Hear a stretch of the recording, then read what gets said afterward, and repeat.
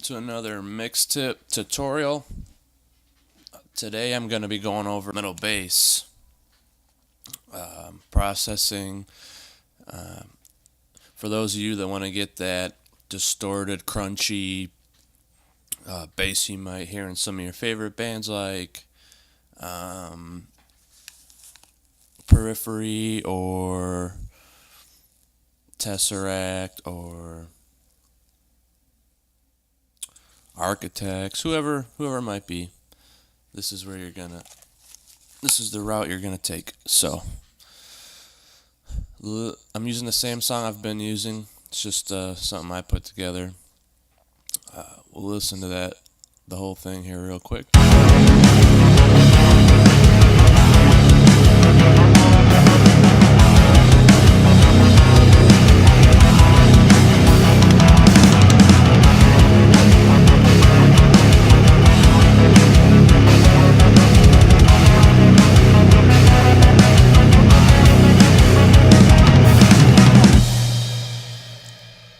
Okay.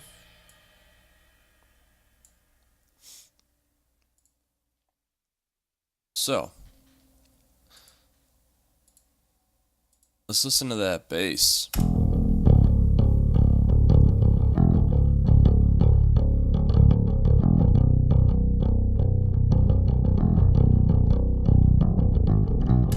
So nothing astonishing about that. It's actually just it's like a $300 or $400 Ibanez 5-string and active pickups. Nothing special, guys, and a little EQ on the bass guitar itself. Took off some of the low end a little bit. It has a boom knob, and it's good if you want really thick low end bass, but it's kind of too much, so I usually roll off of that quite a bit. Alright, so first things first. FabFilter Pro Q. You know I love it. So listen.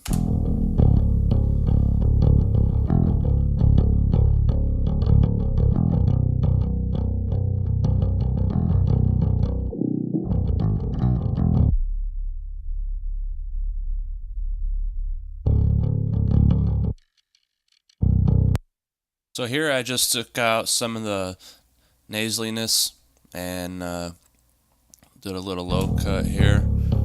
Get rid of the real low subs that we don't really need. And then here I just added this to gain some of the sibilance back in the bass. Some of the high end attack.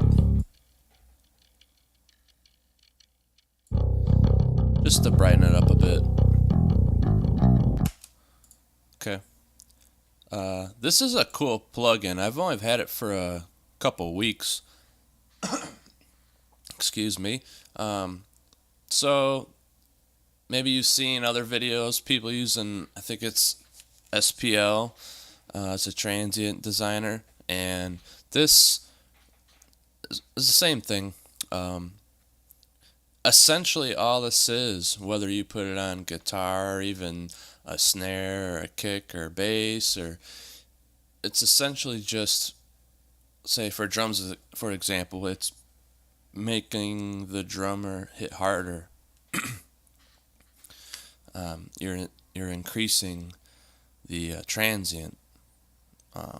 So you'll hear on this a little more attack for the bass. So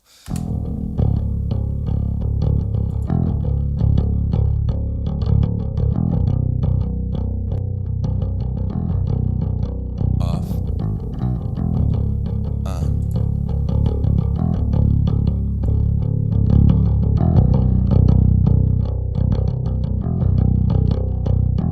And I link sustain, and I don't really do anything, but I figure why not. So there's that. Gain some of that attack. This I'm not using anymore. So let's go into guitar rig. I just have the free version of Guitar Rig, guys, because there's just sometimes where, well, for a while, I was doing this using Reflector. It's an IR loader, but I got a couple different things now, but I still use it from time to time. If I'm, searching for like a different guitar tone and I want something different, because I got some red wire cabs and stuff. So, but anyways, I went with the vintage verb or vintage bass. Sorry, and I didn't tweak anything in here except I turned off the match cabinet that comes with it, and I put in this Ampeg 8x10 with a probably not a 57 on there, but nonetheless, it's an old Ampeg. If you watch some videos from the 70s and 80s, you'll see them bassists with like the 8-foot rigs. Yeah, so that's this. So this is what I did. I'll turn on the stock IR.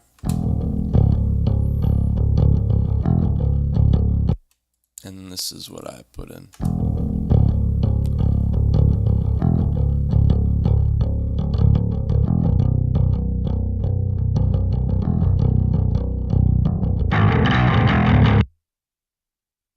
Kind of need that on. So, all right.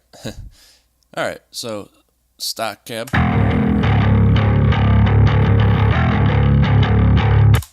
All right. And the Ampeg. So you hear that?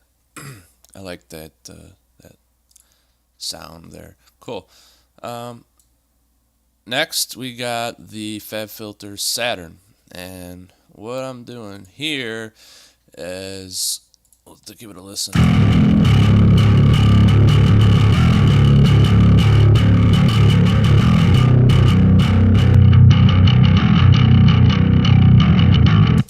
So a really cool, cool, angry, aggressive bass, but I wanted more.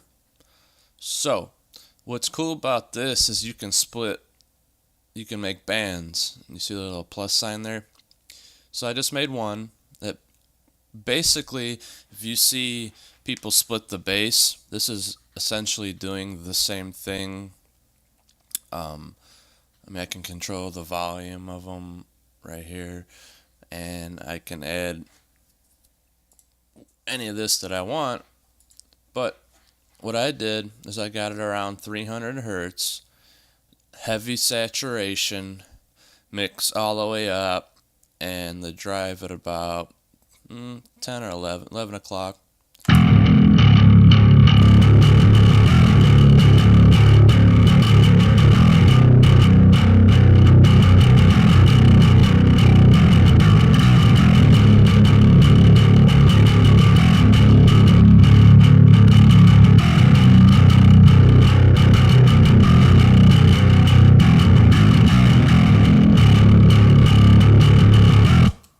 Okay. Next, hit it with a de-esser.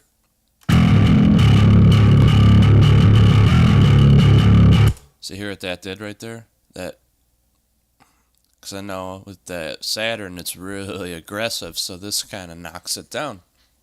Let's listen to that again, off and on.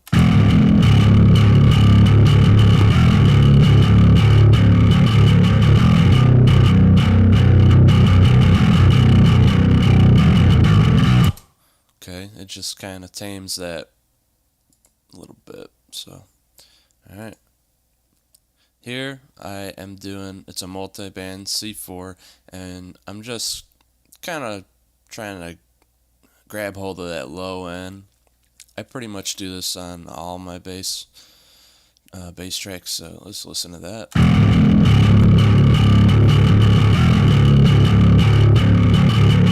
Maybe negative 3 dB.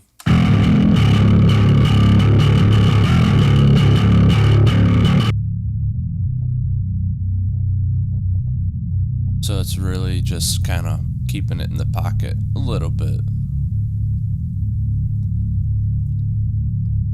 Bass is super dynamic, and sometimes it's hard hitting that coffee. Sometimes it's hard to get it flat, especially in an aggressive mix, because if it's bouncing around, jumping around, and pumping all over the place, it's going to sound like a mess. So you want to kind of flatten it. I don't mean EQ wise, I mean just like the dynamics of it. Because bass will be boom in 1 second and then be too quiet another, and yeah, so when we take care of that a little bit later. So that's what this is kind of doing with the low end. I have it all the way up to 120 hertz. So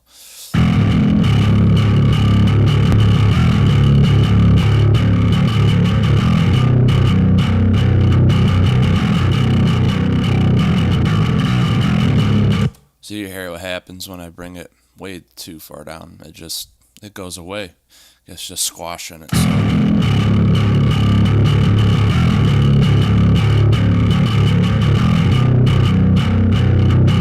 okay. We do another EQ. This is more like the fine tuning. Do another high pass. Yeah, that's awful. That's holy smokes. Listen.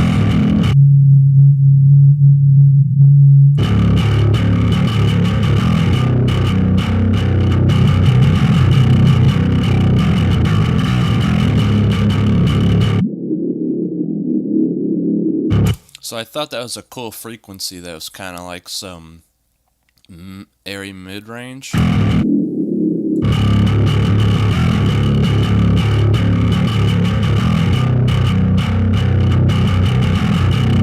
But listening to it now, I don't like it, so I'm going to actually take that out.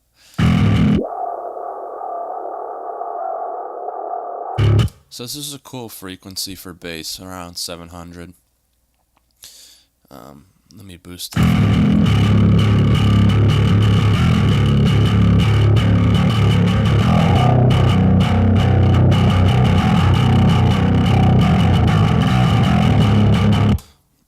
You hear that snarl that it gets?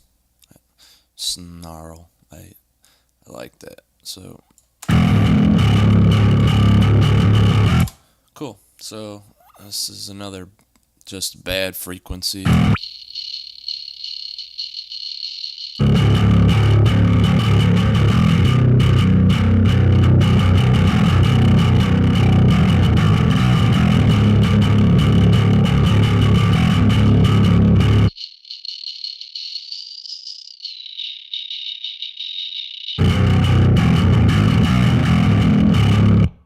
I got rid of that. I'm just gonna high shelf it.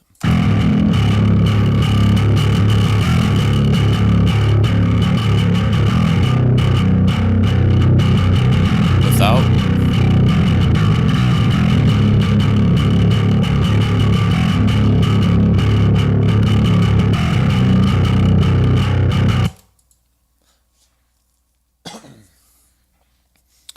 Alright, now max bass. And I pretty much always start with the Pensado Bass 1 preset. It's pretty solid. And then I'll usually tweak the level of the max bass here. And the frequency is a little above the fundamental, but if you look at the band here, it covers a lot, and I like that. So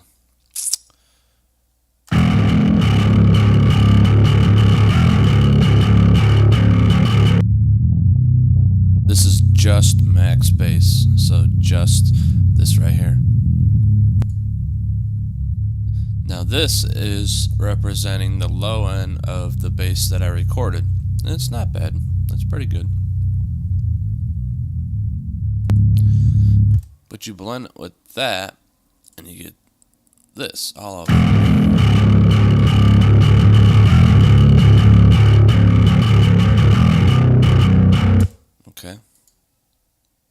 levels it out. Now, here's what I was talking about, making it flat.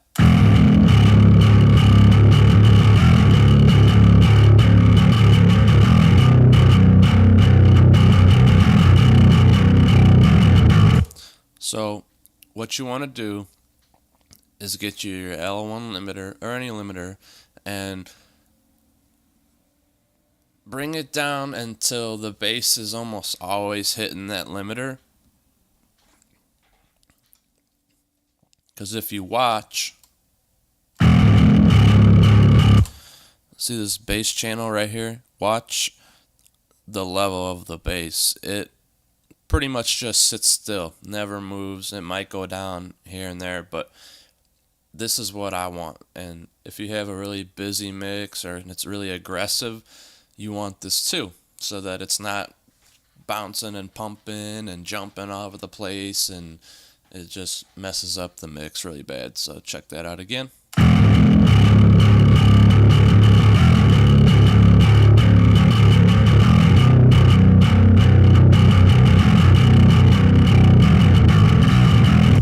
Let me turn it off.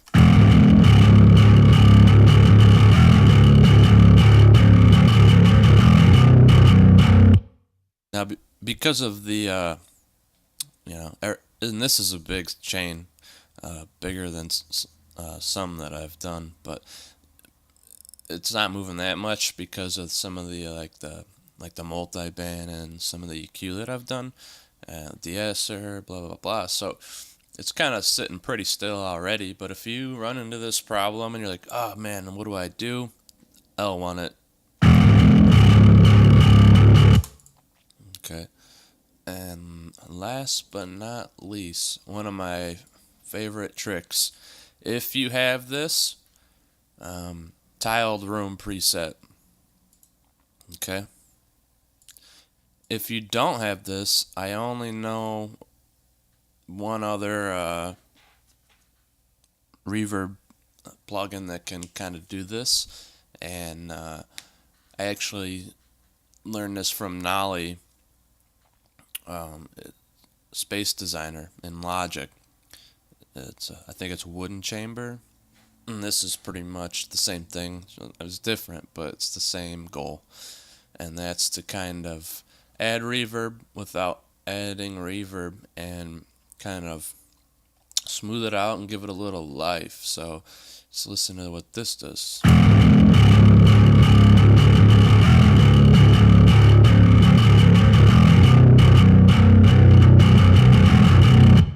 Turn it up in the mix so you can hear what it is.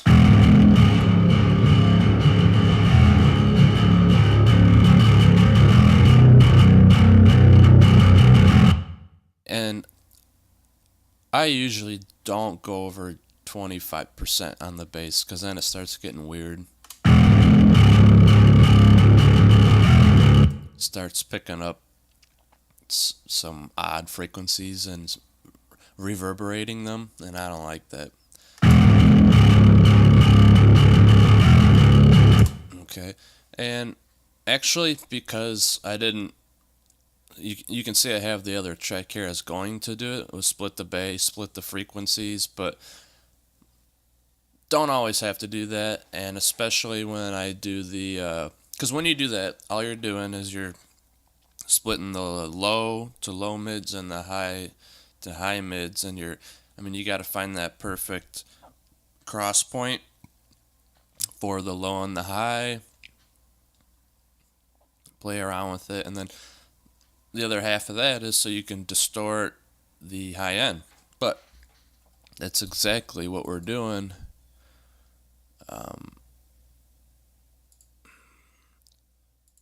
right here.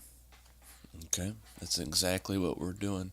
I warmed up the low end a little bit, but this right here, this is splitting my bass. So normally most of this would be happening, most of these plugins on the bass channel here would be happening on the bass bus. Probably everything after that.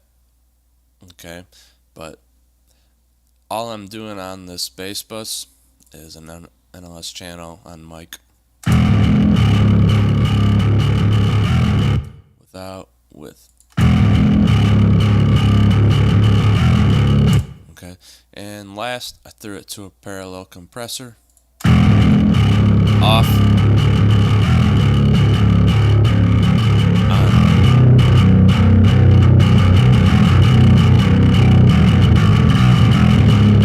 And guys, make sure, you don't have to, but I think it's better, is make sure your bass is in mono. I mean, it's not that big of a deal, but later down the road, if you're gonna be, potentially having this stuff play on the radio or whatever, it's gotta be in mono. Otherwise, you'll run into some problems. So let's listen to this in the whole mix now.